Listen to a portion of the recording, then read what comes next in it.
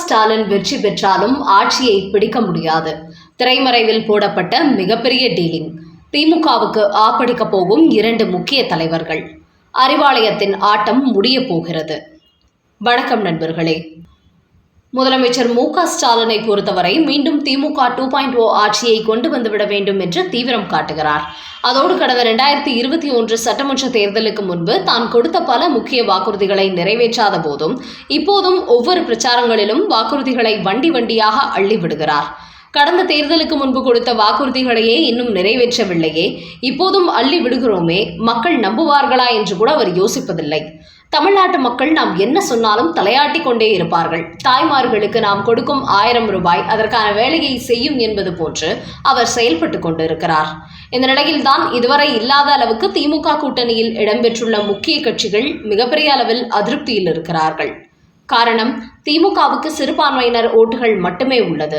அந்த ஓட்டுகளும் இந்த முறை விஜயால் துண்டாடப்படுகிறது. அதனால் கூட்டணி கட்சிகளின் ஓட்டுகளை வைத்துதான் ஸ்டாலின் எதிர்க்கட்சியை வீழ்த்த வேண்டிய கட்டாயத்தில் இருக்கிறார்.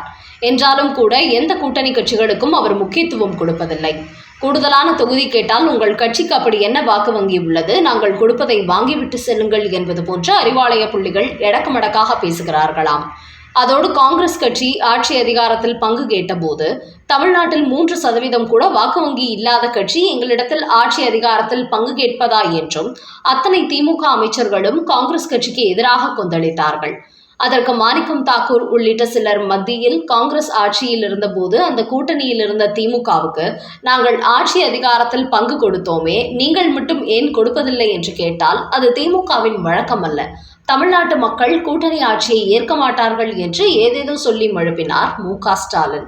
இதன் காரணமாகவே திமுக கூட்டணியில் இடம்பெற்றுள்ள காங்கிரஸ் கட்சி மிகப்பெரிய அளவில் ஸ்டாலின் மீது அதிருப்தியில் உள்ளது. அதனால்தான் திமுக காங்கிரஸ்க்கு 28 தொகுதி, 1 ராஜ்யசபா எம்பி சீட் கொடுத்த பிறகும் கூட இப்போது வரை ஸ்டாலினிடத்தில் ராகுல் காந்தி ஒரு வார்த்தை கூட பேசவில்லையாம். அதோடு கேரளா, பாண்டிச்சேரி மாநிலங்களில் பிரச்சாரம் செய்ய வந்த ராகுல் காந்தி தமிழ்நாட்டு பக்கம் வரவே இல்லை. அதே சமயம் விஜயுடன் அவர் நல்ல தொடர்பில் இருந்து வருவதோடு ஒரு ரகசிய டீலும் போட்டிருப்பதாக தகவல்கள் வெளியாகி உள்ளன. அதாவது சட்டமன்ற தேர்தலில் 28 தொகுதிகளில் போட்டியிடும் காங்கிரஸ் கட்சிக்கு 15 முதல் 20 தொகுதி வரை வெற்றி கிடைக்க வாய்ப்புள்ளது. அதோடு இந்த முறை ஸ்டாலினுக்கு கண்டிப்பாக அறுதி பெரும்பான்மை கிடைக்காது, தொங்கு சட்டசபை தான் ஏற்பட வாய்ப்புள்ளது. அதனால் தமிழக வெற்றிக் கழகம் வெற்றி பெறும் தொகுதிகள், காங்கிரஸ் வெற்றி பெற்ற தொகுதிகள் உட்பட மேலும் சில கட்சிகளை ஒன்று சேர்த்து ஆட்சியை பிடிப்பதற்கு முயற்சி செய்வோம் என்று விஜயுடன் ராகுல் காந்தி ஒரு டீல் போட்டிருப்பதாக தகவல்கள் வெளியாகியுள்ளன. மேலும் ஸ்டாலினை பொறுத்தவரை இனிமேல் கண்டிப்பாக காங்கிரஸ் கட்சி திமுகவுடன் கூட்டணியை தொடர மாட்டார்கள். சட்டமன்ற தேர்தலில் விஜய் அதிகப்படியான ஓட்டுகளை பெற்றுவிட்டால் அடுத்த தேர்தலில் நம்மை விட்டு வெளியேறி விடுவார்கள் என்பதை புரிந்து கொண்டதால் தான் காங்கிரஸ் கட்சியின் வெற்றிக்காக எந்த திமுகவினரும் பாடுபடாதீர்கள் என்று உத்தரவு போட்டுள்ளாராம். இது குறித்த தகவல்கள் தமிழக காங்கிரஸ் கட்சியினருக்கு தெரிந்ததை அடுத்து ராகுல் காந்திக்கு ரிப்போர்ட் கொடுத்து விட்டார்களாம். அதனால்தான் இப்போது வரை அவர் தமிழ்நாட்டுக்கு வந்து ஸ்டாலினுக்காக பிரச்சாரத்தில் ஈடுபடவில்லை என்றும் காங்கிரஸ் கட்சி வட்டாரங்களில் கூறுகிறார்கள்.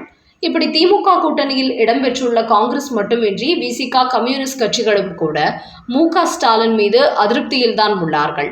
அதனால் சட்டமன்ற தேர்தலுக்கு பிறகு தங்களது கட்சியின் சின்னத்தில் போட்டியிட்ட திமுக கூட்டணி கட்சிகள் அங்கிருந்து வெளியேறுவதற்கான வாய்ப்பு அதிகரித்திருக்கிறது.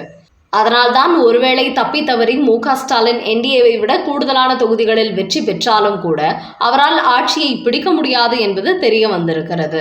கண்டிப்பாக திமுக கூட்டணியில் உள்ள கட்சிகளே ஸ்டாலினை தனித்துவமாக ஆட்சியை பிடிக்க விட மாட்டார்கள். திமுக ஆட்சி அமைக்க தாங்கள் ஆதரவு கொடுக்க வேண்டும் என்றால் தங்களுக்கும் ஆட்சியில் பங்கு தர வேண்டும் என்று செக் வைப்பார்கள் என்பதும் தெரிய வந்திருக்கிறது. ஆனால் ராகுல் காந்தியை பொறுத்தவரை தென்னிந்தியாவில் கர்நாடகா, தெலுங்கானா போன்ற மாநிலங்களில் காங்கிரஸ் ஆட்சி நடைபெறும் நிலையில் கேரளாவிலும் ஆட்சியை பிடிப்பதற்கு வாய்ப்பிருப்பதாக கூறுகிறார்கள். அதனால் அடுத்தபடியாக தமிழ்நாட்டில் தனித்த ஆட்சியை பிடிக்க முடியவில்லை என்றாலும் தமிழக வெற்றிக் கழகம் போன்ற கட்சியுடன் இணைந்து கூட்டணி ஆட்சி அமைப்பதற்கு ராகுல் காந்தி திட்டமிட்டு வருகிறாராம். தமிழ்நாட்டில் காங்கிரஸ் கட்சி வளர வேண்டும் என்றால் திமுக கூட்டணியை விட்டு வெளியேறிய ஆக வேண்டும் என்பதையும் அவர் புரிந்து கொண்டாராம். அதனால்தான் ஸ்டாலினை சந்திக்காததோடு திமுகவை ஆதரித்து அவர் இன்னமும் பிரச்சாரத்தில் ஈடுபடவில்லையாம். அடுத்த செய்தி. கோட்டை அதிகாரிகளை குறிவைக்கும் எடப்பாடி. மெகா ஆஃபர் கொடுத்தும் வளைந்து கொடுக்காத ஐபிஎஸ் ஐஏஎஸ்கள். திமுகவும் அதிமுகவும் எந்த கட்சியாக இருந்தாலும் அவர்கள் ஆட்சி அதிகாரத்திற்கு வந்த பிறகு அவர்கள் சம்பந்தப்பட்ட அனைத்து பணிகளையும் ஐஏஎஸ் அதிகாரிகள் தான் கவனிப்பார்கள். பெரும்பாலும் அமைச்சர்கள் கையெழுத்து போடும் வேலையை மட்டும்தான் செய்து கொண்டு வருகிறார்கள். அதோடு ஆட்சி பொறுப்புக்கு வரும் கட்சியினால் தான் ஐஏஎஸ் மற்றும் ஐபிஎஸ் அதிகாரிகளுக்கு ப்ரமோஷன் கொடுக்க முடியும். அதன் காரணமாகவே எந்த கட்சி ஆட்சிக்கு வருவதாக இருக்கிறதோ அந்த கட்சியினரை ஐபிஎஸ் ஐஏஎஸ் அதிகாரிகள் தங்கள் பக்கம் திருப்பும் முயற்சியில் ஈடுபடுவார்கள். ஆனால் தற்போது பார்த்தால் எடப்பாடி பழனிசாமி தான் ஆட்சிக்கு வருவதற்கு முன்பே அடுத்த அதிமுக தான் ஆட்சிக்கு வரப்போகிறது என்று சொல்லி சில முக்கிய ஐபிஎஸ் ஐஏஎஸ் அதிகாரிகளை தன் பக்கம் இழுக்கும் முயற்சியில் ஈடுபட்டுள்ளார். குறிப்பாக திமுக ஆட்சியில் யார் யாரெல்லாம் ஓரங்கட்டி வைத்திருந்தார்களோ அவர்களையெல்லாம் இன்னும் ஒரே மாதத்தில் கோட்டையில் அதிமுக கொடிதான் பறக்கப் போகிறது. அதனால் இப்போதே எங்கள் பக்கம் வந்துவிடுங்கள், பெரிய பதவி தருகிறேன் என்று எடப்பாடி பழனிசாமி அழைப்பு விடுத்து வருகிறார். என்றாலும் அவரது வார்த்தைகளின் மீது ஐபிஎஸ் ஐஏஎஸ்களுக்கு பெரிதாக நம்பிக்கை ஏற்படவில்லையாம். காரணம், தற்போது வெளியாகி வரும் சர்வே முடிவுகளில் மீண்டும் திமுகவே ஆட்சிக்கு வருவதற்கு வாய்ப்பு இருப்பது போன்று கணிப்பு வெளியிட்டு வருகிறார்கள். இதனால் இப்போது எடப்பாடி பக்கம் சாய்ந்துவிட்டு ஒருவேளை மீண்டும் திமுக ஆட்சிக்கு வந்துவிட்டால் ஏற்கனவே நம்மை பெரிய அளவில் டம்மி பண்ணி விடுவார்கள் என்று எடப்பாடி பக்கம் சாய முடியாமல் தடுமாறி கொண்டு வருகிறார்களாம். குறிப்பாக அதிமுகவிலிருந்து டிடிவி தினகரன் ஓபிஎஸ் வெளியேறியது, புதிய கட்சி தொடங்கியுள்ள சசிகலா பல தொகுதிகளில் அதிமுகவுக்கு எதிராக களமிறங்கி சாதி ஓட்டுகளை பிரிப்பதால் எடப்பாடியின் வெற்றி மீது அதிகாரிகளுக்கு பெரிதாக நம்பிக்கை ஏற்படவில்லையாம். அதனால்தான் அதிமுக ஆட்சிக்கு வந்தால் உங்களுக்கு முக்கிய பொறுப்பு வழங்கப்படும் என்று எடப்பாடி கொடுக்கும் இந்த ஆஃபரை அவர்கள் ஏற்றுக்கொள்ள முடியாமல் அமைதி காத்து வருகிறார்களாம். சட்டமன்ற தேர்தல் முடிந்து ரிசல்ட் வரட்டும், அதன் பிறகு நாம் எந்த பக்கம் என்பதை முடிவெடுத்துக் கொள்ளலாம் என்று கோட்டையில் உள்ள முக்கிய ஐஏஎஸ் ஐபிஎஸ் அதிகாரிகள் எடப்பாடிக்கு பிடிகொடுக்காமல் நழுவி கொண்டு வருகிறார்களாம். அந்த அளவுக்கு எடப்பாடி பழனிசாமி நாம் வெற்றி பெற்றுவிட்டோம் என்று 100% நம்பிக்கையில் இருந்தாலும் அதிகாரிகளுக்கு நம்பிக்கை ஏற்படவில்லையாம். அடுத்த செய்தி. நெல்லையில் நடந்த பிரச்சாரத்தில் சிறுவனை தோளில் தூக்கி வைத்து விஜய் செய்த அதிரடி சம்பவம். தற்போது தாவேகா தலைவர் விஜய் பிரச்சாரம் செய்வதற்கு பல ஊர்களில் காவல்துறையின் முட்டுக்கட்டை போட்டு வரும் நிலையில் நேற்று நெல்லையில் அவர் பிரச்சாரம் செய்துள்ளார். அப்போது ஒரு சிறுவனை தனது பிரச்சார வேனில் ஏற்றிய விஜய் அவனை தோளில் தூக்கி வைத்து கைகளை உயர்த்தி ஆவேசமாக பேசியது அங்குள்ள மக்கள் மத்தியில் பெரிய அளவில் கவனம் பெற்றுள்ளது. எம்ஜிஆர் போன்றவர்கள் வயதான கிழவிகளை கட்டிப்பிடித்து அரசியல் செய்தார்கள். ஆனால் விஜய் ஒரு சிறுவனை தனது பிரச்சார வேனில் ஏற்றியதோடு தனது தோளில் தூக்கி வைத்து கொஞ்சி இருக்கிறார். அதோடு நிறுத்திக் கொள்ளாமல் மு.க. ஸ்டாலினுக்கு எதிராகவும் ஒரு கேள்வி எழுப்பியிருக்கிறார். அதில், என்னை பொறுத்தவரை மக்கள் காசில் ஒரு பைசா கூட தொடமாட்டேன், ஆனால் இப்போதைய ஆளுங்கட்சியும் ஏற்கனவே ஆண்ட கட்சியும் மக்கள் காசை தொடமாட்டேன் என்று சொல்வார்களா என்று மு.க. ஸ்டாலின், எடப்பாடி ஆகிய இருவரையும் அட்டாக் செய்திருக்கிறார் விஜய். குடிபோதையில் ரகளை செய்த தொண்டரின் கன்னத்தில் ஓங்கி அறைந்த திருமாவளவன். தமிழ்நாட்டில் டாஸ்மாக் கலாச்சாரத்தால் மது அருந்திவிட்டு பலரும் குற்றச்செயல்களில் ஈடுபட்டு வருகிறார்கள். ஏராளமான விபத்துக்கள் ஏற்படுகிறது. ஆனால் திமுக அரசும் எதை பற்றியும் கவலைப்படாமல் டாஸ்மாக் மூலம் கள்ள கட்டுவதிலேயே தீவிரம் காட்டி வருகிறார்கள்.